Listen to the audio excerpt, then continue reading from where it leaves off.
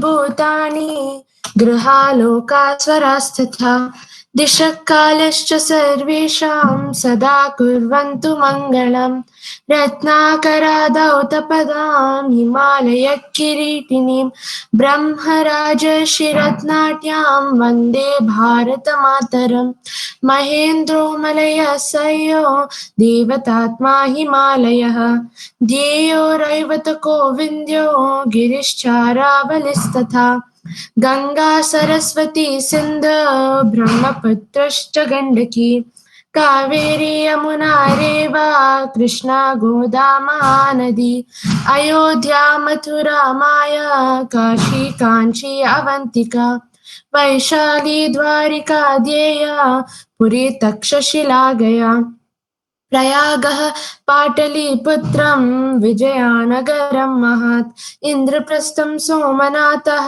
तथामृतसरप्रियं चतुर्वेदा पुराणानि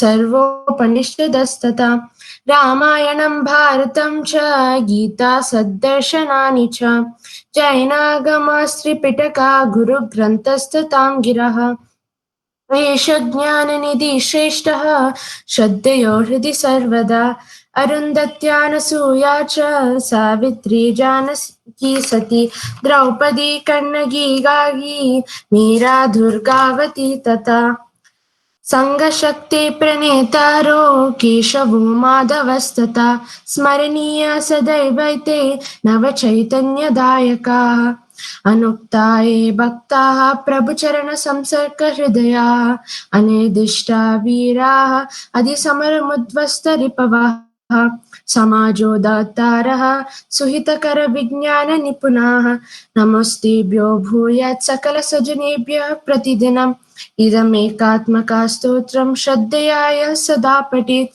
स राष्ट्रधर्मनिष्ठावान् अखण्डं भारतं स्मरेत्। भारत माता की जय। धन्यवाद सृष्टि. It was a good recitation, end to end. So we'll start with the first session way of the great personalities. Last time we covered the Ekatma Sutra, which was not part of the great personalities exam. So this will be the first session in which we will cover the personalities of Ekatma Sutra, which will be part of this exam. So in that we covered the initial few slokas. We'll continue from the next sloka, and as we divided or each one have chosen the personalities of your choice, so you can start the presentation, honest. So we'll start with Bhargav. So Bhargav has chosen Bhishma and Arjuna. Bhargav, can you present your screen and go ahead with your presentation? Sir, namaste, sir. Shraddha here. Should I Yes, record this session as well? The Sampada, have you started? Okay.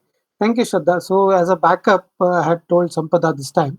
So one of you can will tell you before the session who will be recording, so that if one of is not available, so we have a backup. Thank you, Shraddha. Okay, sir. Thank you. Bhargav? Bhargav, you are on mute. Can you unmute yourself? Sir, actually, I don't have a presentation, so just you can read it. Okay, go ahead and read it. Yes. Namaste, I'm Bhargav. I'm going to be presenting on Bhishma Pitamaha and Arjuna. Bhishma. Devavrat or Bhishma was a prince of the Kuru clan, eighth son of the king of Hastinapur, Shantanu, and holy river Ganga. He got the name Bhishma due to his Bhishma Pratigni, literally fierce vow, of lifelong celibacy and service to the throne of Hastinapur, so his dad could marry Satyavati.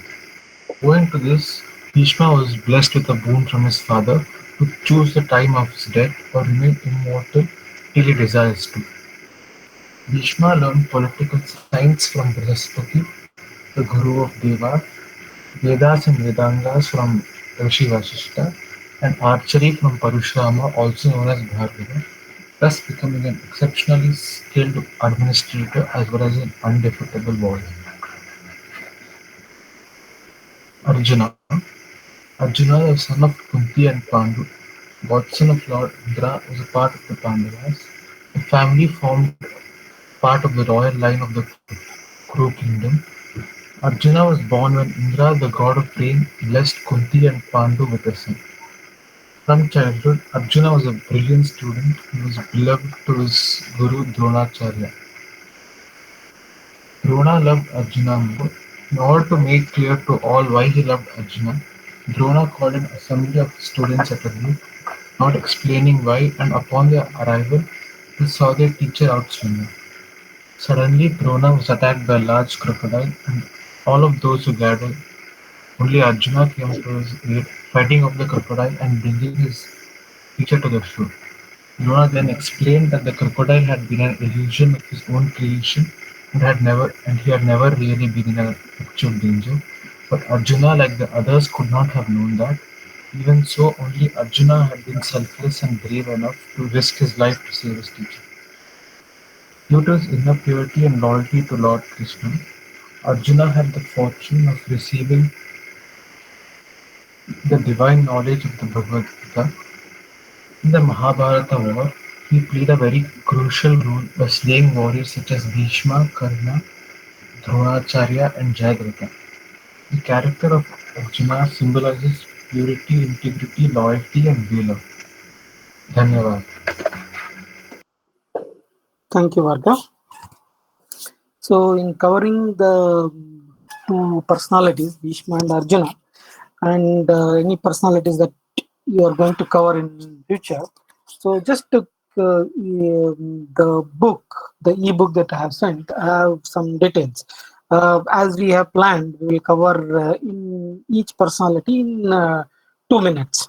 So if within that 2 minutes, if you have to cover the whole the topic that is given. It may be more sometime or it may be less sometime. So if it is more, you can choose the parts which are more important. And if it is less, you may have to try to collect some pictures and present it in a better way, or get the details from outside the book also, so that you are aware and you know it makes a complete sense and easy to remember for your exams. So, like in this case, Bhargav mentioned that Bhishma's original name was Devavrata, and he was a shishya of so and so gurus. So, one of the name, there are all are great gurus. One of the name was Parashuram. Parashuram is Bhishma's guru, so who taught him all the archery and many more fighting skills actually. So that is one point to remember. And this Bhishma was 18 day, the Mahabharata was going on, the war of 18 days. So in that, the 10 days, whole of 10 days, Bhishma was the commander. So the rest, there were many other commanders after him who couldn't sustain for so long. So that is why within 8 days of Bhishma's death or hit by Arjuna, the Mahabharata could complete within another 8 days after Bhishma. So whoever, when you plan for next session, keep in mind to put the more important points so that it is helpful for everyone to prepare for the exam. Okay, so we'll go to the next topic. Lakshmikant will cover Kannagi and Chennamma. Lakshmikant? Yeah, go ahead.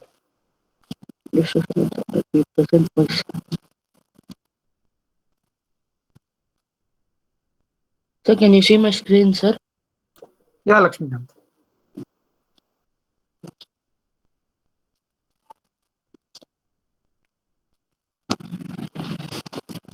Namaste. Today I'm going to talk about Kannagi.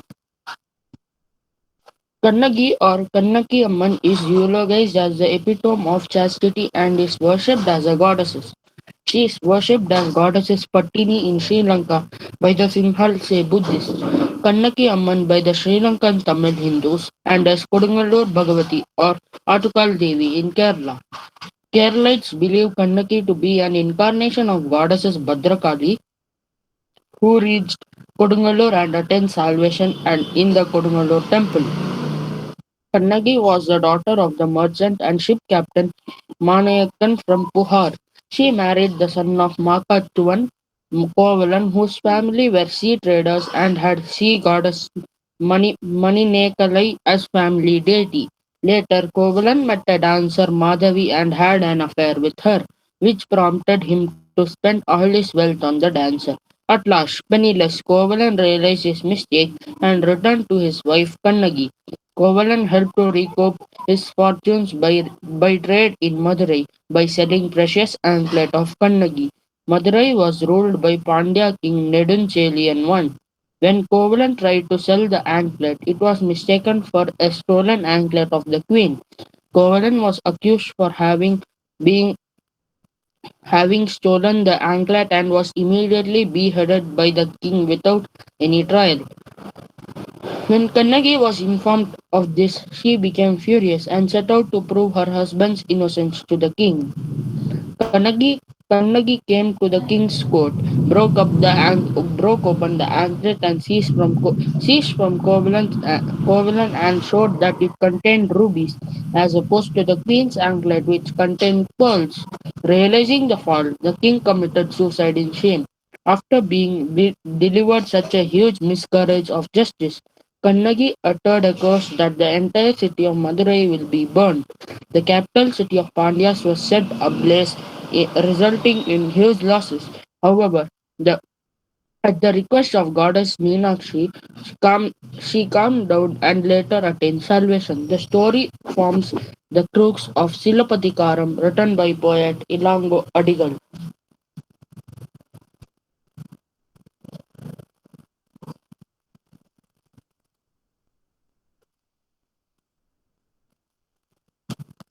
Next, I am going to talk about Chennamma, or known as Kitturu Rani Chennamma. Two famous Viranganas were born in the state of Karnataka, Keladi Chennamma and Kittur Chennamma. Keladi Chennamma had fought with Aurangzeb and Kitturu Chennamma had fought with the British. Keladi was a state in the Malnad region of Karnataka. Somashekara Nayak was crowned king at the age of 14. He was a skilled and religious king. He did many reforms in his state. Once the king Rameshwar went to a fair. There he saw a beautiful girl, Chennamma, and he fell in love with her.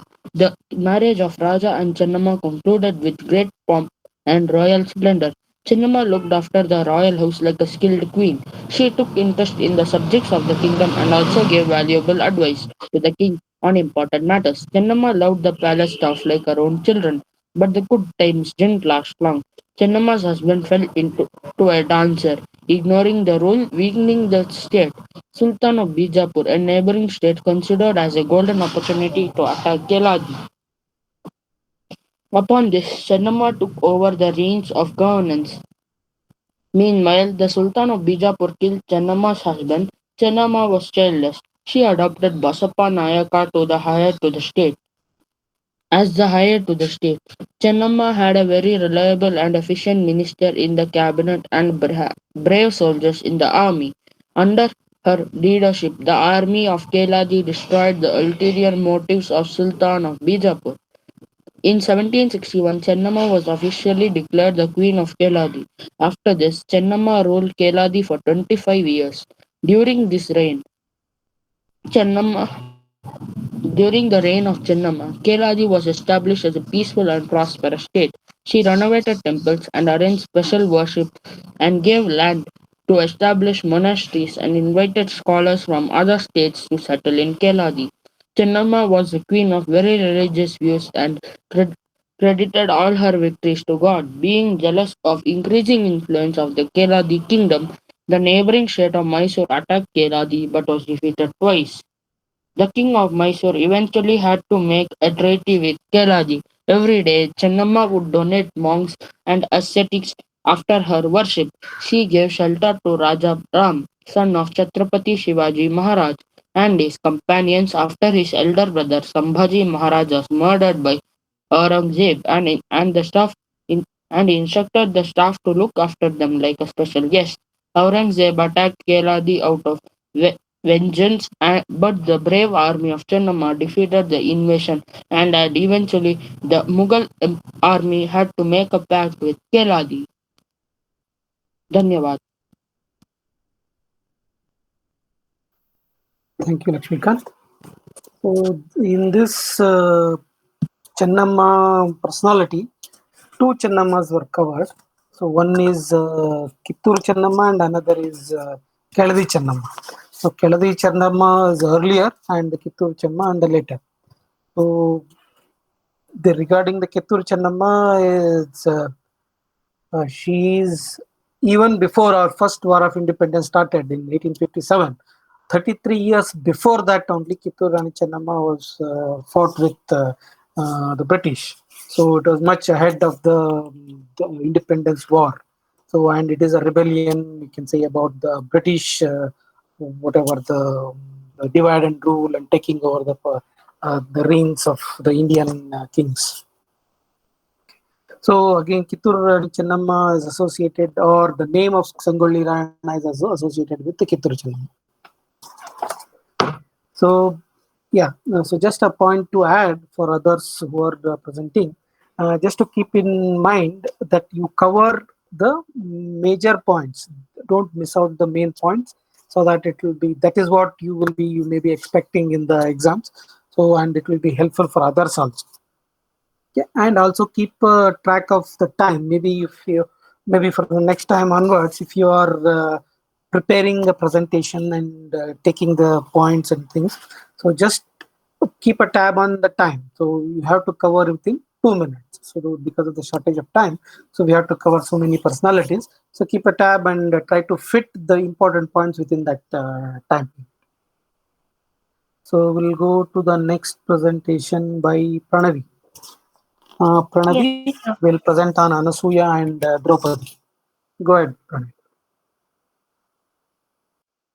Yes, sir.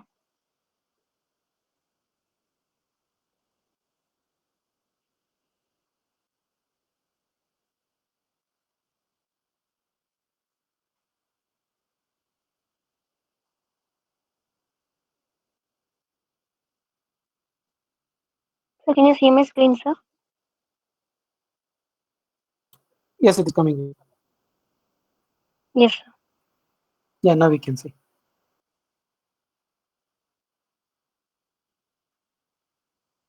So now, Yeah, we just see the Google Meet, not the presentation. We see your screen. yes, sir. Uh, You switch to presentation, probably it will come.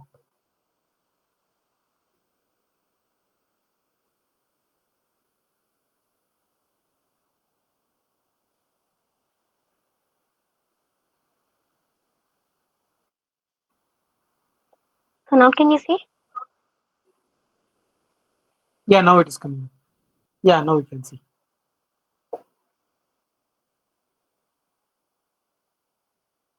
Yes, sir. Now I'm going to speak about Draupadi. Great personalities. She is one of the great personality. Who is Draupadi? Draupadi was a heroic princess of the great epic Mahabharata. She was a brave woman. Like she was firm and a woman with an unbreakable willpower. She was a king. She was the daughter of the king Drupada. She had a brother called Drishtadyumna. Her birth. King Drupada had no children, so he had to perform a yajna called Putra Kameshti Yaga. This yajna was a yajna where when you perform this yajna from the fire, children used to come. So he wanted a son-in-law like Arjuna and a son who could defeat Drona. He had a revenge on Drona, like because of Arjuna when Arjuna defeated King Drupada. After he performed the yajna, he was blessed with a son named Drishtadyumna and a daughter Draupadi. Draupadi's names. She was called by many names. Panchali. Because she was a princess of Panchala, so the name Panchali had come. Krishna. This name actually was kept by Krishna because she was dark and she had silky hair. So, because of her beauty, the Krishna had named her Krishna. Ionija. Because she was not born from a woman, she was directly born from the fire. So, she was given the name Ionija. Yajnasini. Because she was born directly from the fire, like the Yajna Kunda, so she had given the name Yajnasini. Parasati. She was the granddaughter of Prushata, so she had the name Parasati. Sakhi. This name also was kept by Krishna because of the nickname.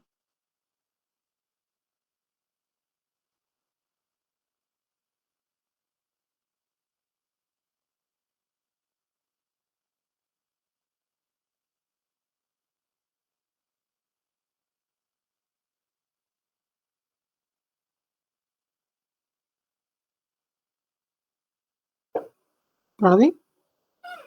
Sir, did you hear what I told, sir? Yeah, for My Draupadi, mic. after that, yeah, till we heard till you completed Draupadi. Yeah, Okay, sir. Now I'll start with Anasuya. yeah, good.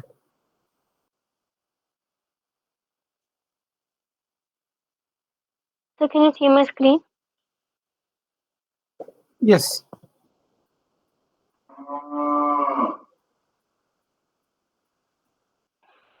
Anasuya. She was also a great personality, a great woman. Anasuya. She was the wife of Rishi Atri. She was devoted to her husband, so that Your was called slide isn't Sati. moving, it's stuck on the first one. We can only see the title slide. Yeah, it's not moving. Yeah. Now, Now, Click on all that we can see is the presentation. Kishore Bharati Great Personalities one. We can't see Yeah, them. we are still on the first slide.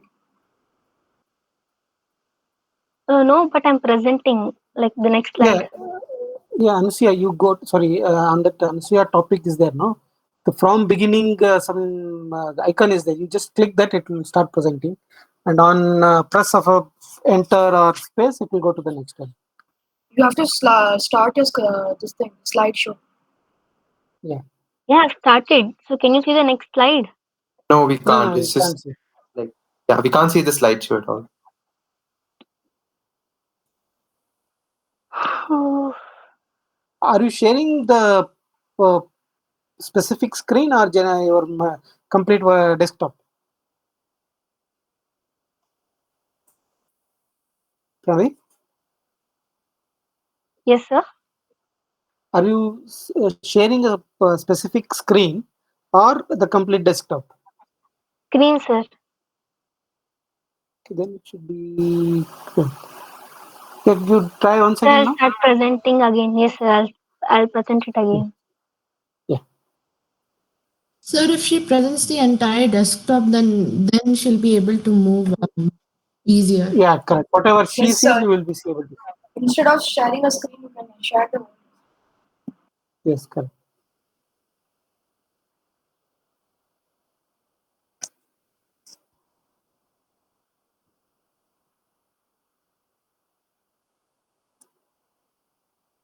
Yeah, Pranavi, what you are again, I think, no, still you are sharing a specific application. You share the complete Let's desktop. just start the slideshow. Yeah, I should start the slideshow. So she would have started, that will come in another screen. So she has to go there and share that one. Rather. What you can do is just share the specific screen for the slideshow if you don't want to share the whole desktop because it comes in a Correct, different. correct. Exactly. So now exactly. is my screen seen? No, now we are seeing your PPT, not the slideshow. So in your this one, while sharing, you have to select the one which is already in the presentation mode, not in the PPT. Yeah. So now can you see? It is not it.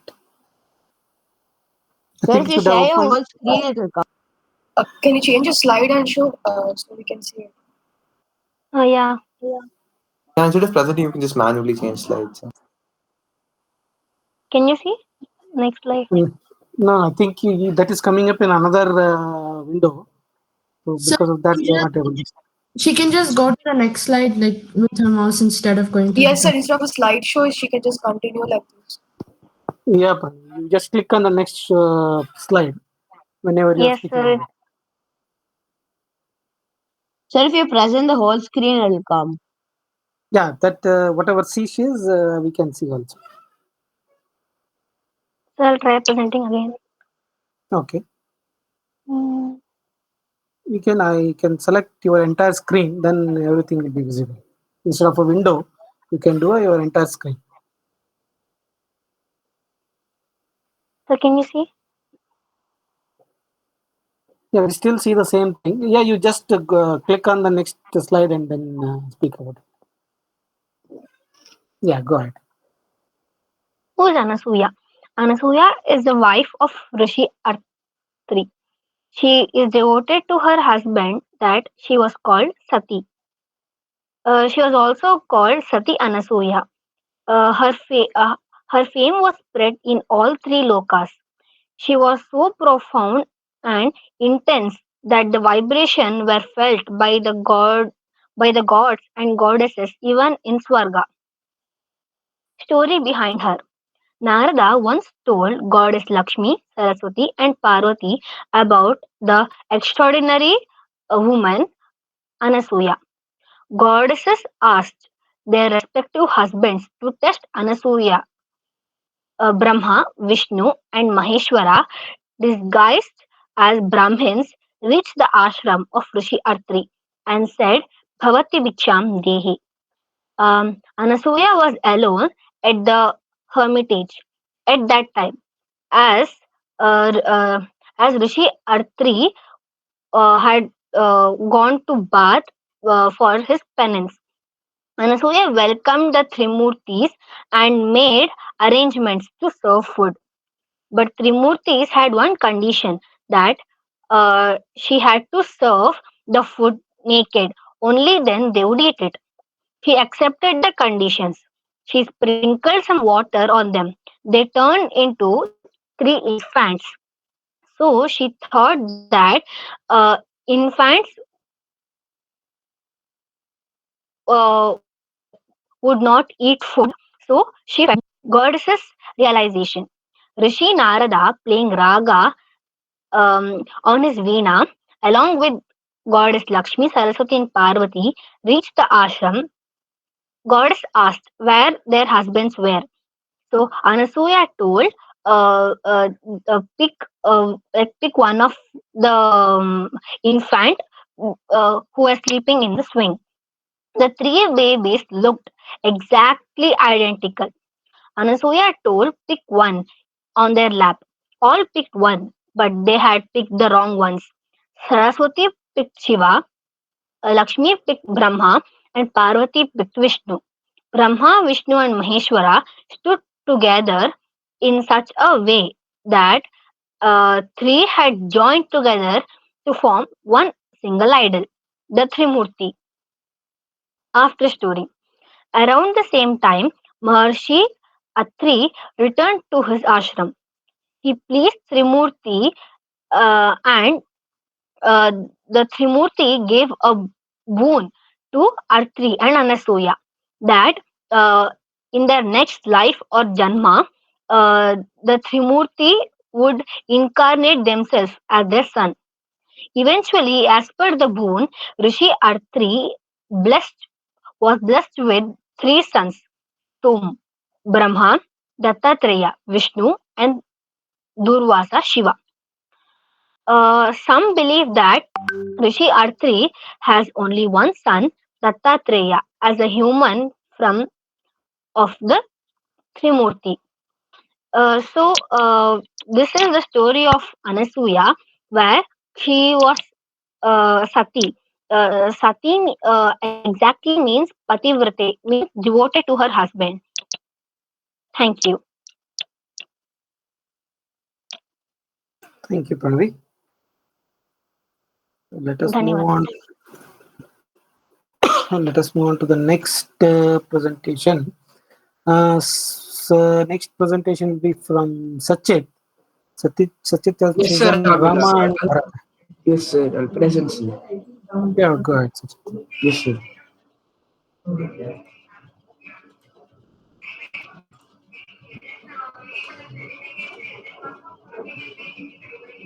So you can see me, sir. Now, you can see this screen, sir. Yeah, we can see. Okay, sir. Okay, sir.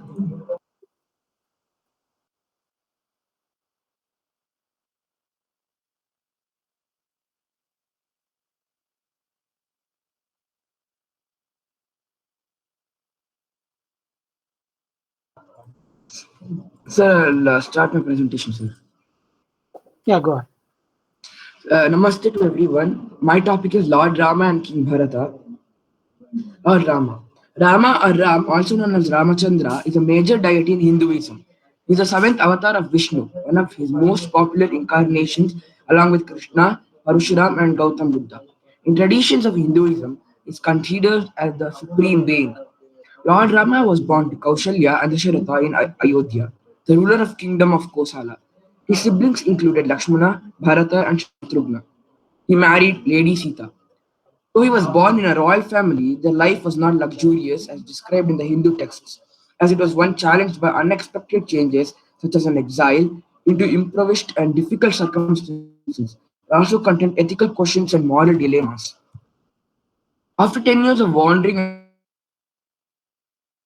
and struggles, Lord Rama arrived at Pandavati on the banks of the river Godavari. This was the turning point in their life, as after 12 years of wandering in the forest, they arrived at a place filled with demons. Lord Rama and Lakshmana started eradicating the whole place out from demons. But they met one demon known as Shurpanaka. She was the main reason to start the war of Lanka. She wanted to seduce Lord Rama, but he rebuked her. So in anger, she tried to kill Lady Sita. In protection of Lady Sita, Lakshmana cut Shurpanaka's nose. So Shurpanaka, to avenge her nose, asked Ravan to abdicate Sita. So Ravan came and abducted Lady Sita. After knowing this, after knowing Lady Sita's abduction, now Lord Rama and Lakshmana's struggles reached a new height. They had to travel south and met Lord Sugriva and had to marshal an army of monkeys, and they attracted dedicated commanders such as Hanumanta, who was minister of Sugriva, and ultimately they defeated Ravana in Lanka. Lord Rama was also known as Maryada Purushottam. As a person, Lord Rama personifies the characteristics of an ideal person or known as Purushottam. He had within him all the desirable virtues that any individual would seek to aspire, and he fulfills all his moral obligations. Rama is considered as a Maryada Purushottam, or the best of upholder of Dharma. Rama Raja was a democratic rule with high moral authority in the reign of Lord Rama. King Bharata. Bharata is an ancestor of the Pandavas and Kauravas in the Sanskrit epic Mahabharata. Though the Bharatas are a prominent community in the Rig Veda, the story of Bharata is different and is first told in the Adi Parva of Mahabharata. His son, wherein he was son of Dushyanta and Shakuntala. The story of his parents and his birth is also related to in Kalidasa's famous play Abhignana Shakuntala. According to the poet Kalidasa, King Dushyanta married Shakuntala on his hunting expeditions in forest. From this union, King Bharata was born. Bharata's real name was Sarvadamana, which was given by sage Kanva. King Bharata's greatness. King Bharata had unparalleled strength and subjugated and united the whole world in his rule. He performed many Ashwamedha and Rajasuya rituals on the bank of river Ganga and donated vast amount of gold and wealth to Brahmins. His lineage then was named as Bharata dynasty, and the Pandavas and Kauravas are his descendants. Thank you. Thank you, Sachit. Thank you very much. So in covering Bharata, so in the Ekatma Sutra only the name Bharata is mentioned, but can refer to other than the Bharata Varsha from whom the name of Bharata has come. So there are two other Bharatas who are also being mentioned in that or referred in the same Sorry, word. I didn't know, sir. I thought it was King Bharata, sir. Nick, he was Yeah, fine. Sachin. Yeah, true. So one Bharata is Rama's brother. So another Bharata is one of the Jain Tirthankars, who is also considered to be the great king. So these three together are covered with the name Bharata. So you need to know all three personalities Okay, sir. as part of this name. Thank you. This next presentation by Sampada. Sampada will cover Sati and Yudhishthira. Sampada?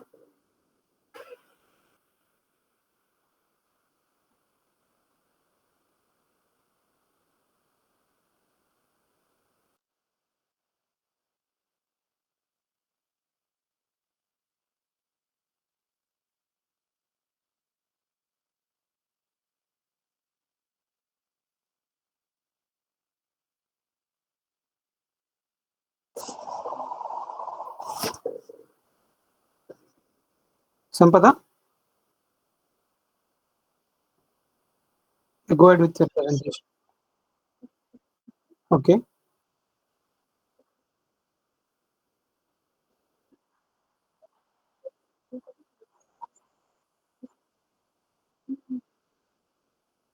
Okay. Okay, fine, Sampada. Okay, so with that we'll go to Shraddha's presentation. Shraddha will present on Meera and Sister Nivedita. Shraddha? Yes, sir. Yeah, go ahead.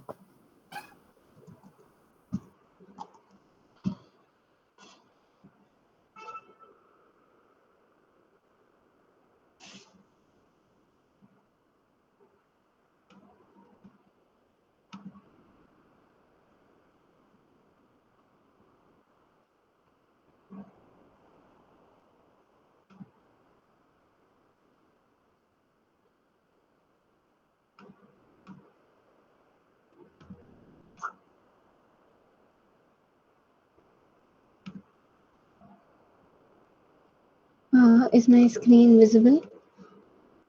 Yeah, we can see. Yeah.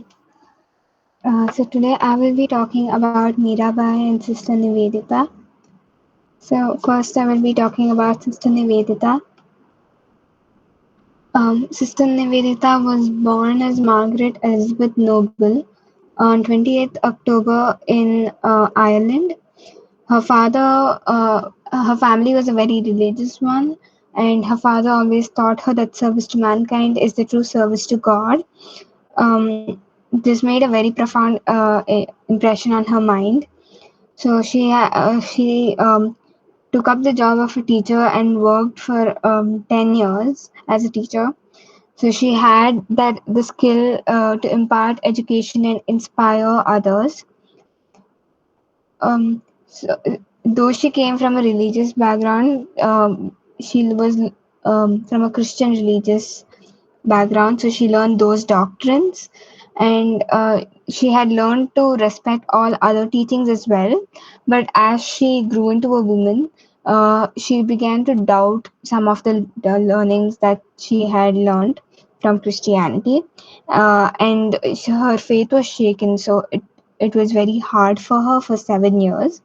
However, she met Swami Vivekananda and found that his principles and his teachings aligned with her needs. So she became his disciple, and Swami Vivekananda named her Nivedita. So she also performed a lot of social work in India. She organized and opened a girls' school in Bagh Bazaar area of Calcutta. She even went to students' homes to convince people to let the girls of the house study. She also instilled the students with a nationalist spirit, so patriotism. And she was also very close to Sharada Devi, who was Swami Ramakrishna's wife. and she was one of the major influences behind the Ramakrishna mission.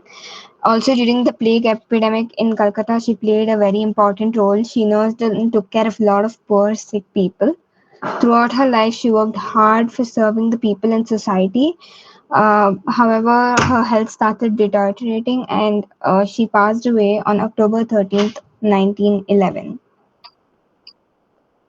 So, Mirabai.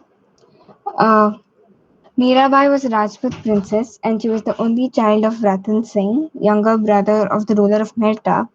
As a small child, she had an image of Krishna and then she started worshipping him as her divine lover. She was married to Bhojraj, the crown prince of Mewar. Her husband, however, died of battle wounds, and she suffered at the hands of her brother in law when he ascended the throne. She spent most of her time in a private temple dedicated to Krishna, praying to him and singing. But this was socially unacceptable for widows of that time. Um, there were many attempts made at her life by her family, but by Krishna's grace, she survived all of them. Uh, she then set out on a series of pilgrimages and eventually settled in Dwarka. Uday Singh, who had succeeded Bikram Singh, sent people to bring her back, uh, but she asked them to stay for permission to stay over at the temple of Ranchurji for the night, and the next day she disappeared.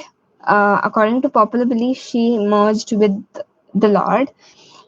She is a celebrated Bhakti saint, particularly in North Indian Hindu tradition, and she propagated the idea of divine love.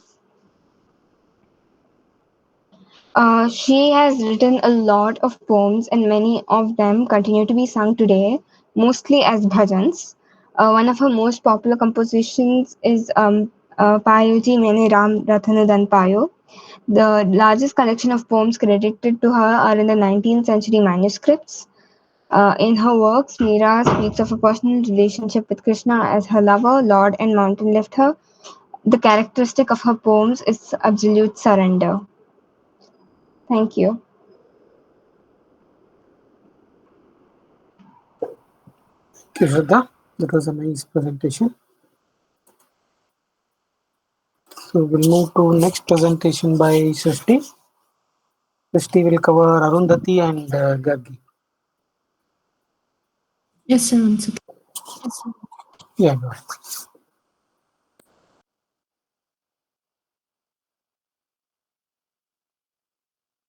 Sir, can you see my screen? Yes. Is my presentation visible? Yes, visible. Namaste. Today I will be speaking about. Srishti, just click on that hide so that there is a hide, no? Below. Yeah. Now go ahead. Namaste. Today I'll be speaking about a few of the great personalities in the category of Matra Devata. Arundatyana Suryacha, Savitri Janaki Sati, Draupadi Kannagi Gargi, Meera Durgavati Thata. I have chosen to talk about two of these revered women from this shloka, Arundhati and Gargi. Let's start with Arundhati. Arundhati's birth has many stories revolved around it, differing from the Shiva Purana to the Bhagavata Purana. The one we believe is that she is the eighth daughter of sage Kardama and Devahuti. From a young age, Arundhati would be intently listening to her father's teachings while learning to do household work from her mother. After her marriage with Sage Vashishta, she used to finish the housework just in time for Sage Vashishta's classes. Arundhati learned and comprehended everything that he taught to his disciples, and once Arundhati helped him to complete his classes. Sage Vashishta was surprised but pleased. He called her his true Ardhangini or his equal half, and from then on, both of them took classes together. Once the Saptarshis had gone to do tapas for 12 years, but at the same time, there was a severe famine for the same duration. Sage Vashishta had prayed to Lord Shiva to take care of Arundhati's welfare, while Arundhati did penance for the same for Sage Vashishta. One day, an old Brahmin came to their home asking for food. Though Arundhati didn't have much, she cooked a few seeds and gave them. The old Brahmin had actually come to be a disciple of sage Vashishta. But since, but since he was not there, instead he became Arundhati's disciple. She taught him everything she knew about Dharma for 12 years. At the end of the 12 years, sage Vashishta returned and Arundhati showed him her disciple. He was astounded to see the old Brahmin turn into Lord Shiva. Lord Shiva had come here because of sage Vashishta's prayers. He was pleased with Arundhati's knowledge and said that her penance was greater than that of sage Vashishta's. Arundhati is more widely known for a star named after her. The twin stars Alcor and Mizra are identified as Arundhati and Sage Vashishta stars near the Saptarshis or Ursa Major. In most twin star systems, one star rotates around the other, but in Arundhati and Vashishta's, they both rotate in synchrony. This is to depict that the husband must not rotate around the wife, or wife should not dance to the tune of her husband. This ritual was made part of the marriage ceremony as well. This way, Arundhati must be remembered for her dedication as well as her knowledge. Now let's go to Gargi. Gargi was from the lineage Garga and her father was sage Vachaknu. This became her name as Gargi Vachaknavi. She was known as a Brahmavadini for knowing Brahma Vidya, the absolute knowledge. She is mainly known for her debate with Yagnavalkya. This has also been noted in the Yoga Yagnavalkya texts. Gargi was also honored as one of the Navaratnas or nine gems in the court of King Janaka. King Janaka had held a debate to identify the most knowledgeable sage and offered a prize of 1,000 cows, with each cow dangled with 10 grams of gold on its horns. Many sages had come from around the world. At first, no one stood up. Then Yajnavalkya told his disciples to take the cows home to start the debate. The rest of the sages were furious, so each of them questioned Yajnavalkya. Then Gargi started her queries. She was the only woman sage in the assembly. This discussion between Gargi and Yagnavalkya on Brahman lasted for a long time, as Gargi kept asking questions and Yagnavalkya kept answering. In the end, Yagnavalkya satisfactorily answered all of her questions, and Gargi accepted him as the most knowledgeable. Though she may have not won, she proved to be very knowledgeable as well as humble to accept her defeat. She has also contributed many hymns in the Rig Veda, and Gargi's name is also mentioned in the Griha Sutras of Asvalayana, which are the rules of Vedic domestic ceremonies. Gargi Vachaknavi was a revered female sage, and we must always remember her contribution. Dhanyavad. Thank you, Srishti. That was a good presentation. So, Srishti showed one Saptarishi Mandala, which is can be observed in the sky. I hope you would have seen. Has anyone not seen that Saptarishi Mandala or not aware what is that Saptarishi Mandala? It's very much prominent in the sky. Sir, I've Has heard anyone it, but I've never seen it, sir. Okay, so what you Heard try, about it's very it's very really nice to. There are two things. One is the night. If you watch the sky, you will be those 7 stars, the Arundhati and Vasistha. Together will be a small one side you will see, in one point you will see Arundhati and Vasistha together. So totally you will be able to see that 4 corners and 3 ends. It is also called as 4 we say um, 4 steps of caught and 3 thieves to identify easily. So it is looks like that. You can 4 corners and 3 ends. So that way you'll be able to see it. So if you have not seen it, you can watch in the maybe in summer now. The sky will be clearer. You will be able to watch it. Maybe you can go to an open ground and try to see it. It will be very nice. Okay, so we'll move to the next presentation by Suesh. Suesh will cover Krishna and Narada. Suesh? Yeah, just one second. Okay.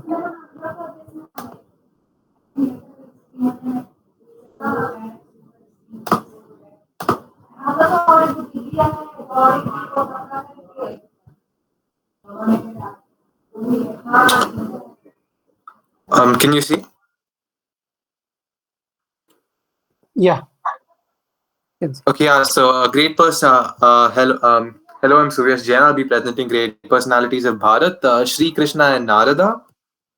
So Shri Krishna was the eighth avatar of Vishnu. Just before Lord Rama and after Parshurama, he often appears as a separate god himself. So there's a Shri Krishna who appears in stories, and there's an avatar of Vishnu, Shri Krishna. We can find traces in the Puranas, the Harivamsha, and the Mahabharata. Most prominently, the Mahabharata. He was born as the eighth son of Devaki and Vasudeva, and was fated to kill Kamsa, his evil uncle. So there was an Akashvani or a prophecy from the heavens that the eighth son of Devaki and Vasudeva was going to kill Kamsa. So Kamsa trapped them in a prison, and killed all 7 kids who came before Krishna. But just when Krishna was born, a miracle happened, and Vasudeva was let free, and he crossed the river and went to Govardhana, where Yashoda raised Krishna, and the eighth son was replaced by somebody else. So Krishna represents the epitome of taking action for enjoyment and not personal gain. So what he preached was that any action you take, you don't use it for material benefits or maya. You basically do anything for the divine cause, for the divine cause or for your own personal enjoyment. So all this. So he was a master of playing the flute, and every time he played the flute, gopikas would come and dance with him. And then there's also many stories of him stealing butter, again for personal enjoyment. Krishna eventually fulfilled his fate and slew Kamsa, and then brought the Yadavas of Dwarka to expiate the wrath of Jarasandha. So Jarasandha was Kamsa was his evil uncle. He went to Mathura, and he killed Kamsa, and he freed the citizens of Mathura, and he put Ugrasena, Kamsa's father, back onto the throne. Jarasandha was Kamsa's father-in-law, and he was an emperor who basically conquered a lot of India. So to escape Jarasandha, he established a kingdom at Dwarka. So there are many stories of Krishna after this and even before. There was a story of Kalya the Nag. In that story, that's a story of Krishna's childhood, where he assumed the weight of the whole universe and then pressed down on Kalya Nag's head and then slowly killed him. But yeah, the most prominent story of Krishna after this is of course the Mahabharata. So the Kauravas and Pandavas both came to request Krishna's help in their Mahayudh, and he offered them two options. He would either give them his whole army, or he'd give them his personal advice, but he wouldn't take part in the war. The Kauravas chose the army, and the Pandavas chose Krishna's personal advice, and he became Arjuna's charioteer. Okay, on the battlefield of Kurukshetra, the stage of the Mahabharata, Krishna gave the immortal dialogue of the Bhagavad Gita, and he finally revealed his status as a god to everyone, and he enlightened many people. For the whole day, they just listened to Krishna on the battlefield, and no one fought. That was the day of. And he preached the ability of the common man to reach God through his actions. He said it wasn't just for yogis who did sacrifices and all. Anybody just from being dharmic could reach God. Krishna eventually, he revealed his true form as God to Arjuna, and Arjuna became his student when he saw the entire universe reflected inside Krishna, as you can see from that image over there. Yeah.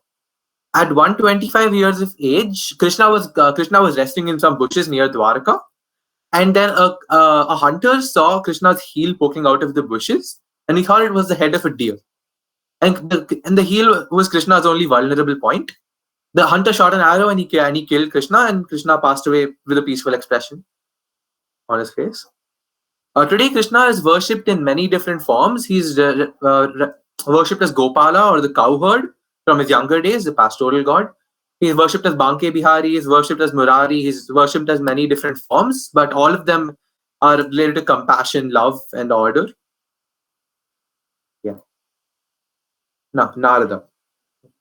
So Narad Muni is one of the most revered rishis of Vedic times. He is thought of as a god rishi. He's the thought child of Brahma. Basically, when Brahma was creating all of creation, he wanted to create an oracle who knew everything that would ever happen, but wasn't a real god. And he was an ardent devotee of Lord Vishnu. We can see many accounts of him in places like the Bhagavad Purana and the Ramayana. So Narada was an enlightened god rishi, and he was known to be blessed by Brahma upon his birth to know everything about the past, present, and future. So nothing could escape Narada, but he was still bound by human emotion, which is why he couldn't become a true god. He appears in many different times in ancient texts to warn of a coming disaster, but due to a curse by the gods, no one ever believes him. So at one point, Narada started interfering in God's role because gods couldn't actually orchestrate anything for the good of humanity because he would always warn them. He warned about the pralay, and more people escaped than they should have. So they cursed him that he can know everything, but nobody will ever believe him. So he can't spread that knowledge. He can never become a teacher. This was also partly because he angered Brahma. Brahma wanted Narada to go down to earth and comprehend the concept of life and death, or Brahmana. But Narada didn't do that. He left all material desires and he went and became a student of Vishnu. Not a student, a devotee of Vishnu. So Brahma got angry, and that was one of the reasons why he cursed Narada. Many tales of Narada, such as when he asked Yudhishthir questions about the nature of a king, have shown him to be a wise teacher and a propagator of Vishnu's belief. So at one point, when Yudhishthira was re-establishing his kingdom, Narada came and tested him on whether he had the right virtues to be a king. He asked him questions like, "What do you think of your people? What is your economic system?" Very practical questions that's recorded in the Rig Veda, not the Rig Veda, some Veda, yeah. And yeah, he was known to be a propagator of Vishnu's belief. Yeah, he is also a representation of the imperfections of humanity, as many tales humorously show Narada as vain or mischievous. There are many tales. There's this one tale where Narada thought he was the most ardent believer of Vishnu, but Vishnu said, "No, my best believer is a farmer." Just because whenever he's doing work, the farmer still finds time to remember me, but you only remember me when you're free. Yeah, basically all you do is remember me. You don't do work while remembering me. So that's why he's sometimes known as vain. And there's many situations where Narada was known to create conflict, so Narad Muni became a name that's sort of related to wars, because he went and told the truth to two different sides, and they both started the war because they believed it was profited anyway, because they knew Narada knew everything about the future. So Narada is also known for his mastery of musical instruments and his unending hymns of devotion to Lord Vishnu. You must have heard Narayana, and so many different things Narada came up with. He was known as the master of the kartal, the sitar, and many other instruments. He's known to be the founder of the Bhakti Yoga and is admired for his wisdom and unending dedication to his cause. Even when he knew nobody would believe him, he still did his best to go and try to spread his knowledge, and he never gave up. So he's known to be like the Bhakti Yoga, the one path. Among the tales of Narada, there are many where there is some where he approaches Krishna and asks him the meaning of Maya, or material illusion, and is enlightened. So Krishna creates a whole illusion just for Narada, where he has a whole family, a wife, and then he suddenly loses them all. And then he comes out and he realizes everything is ephemeral and it doesn't matter, and all that really matters is your divine cause. Yeah. And then there's also tales of similar things happening with Vishnu. Yeah. He's also famous for sometimes causing conflicts among people. Yeah.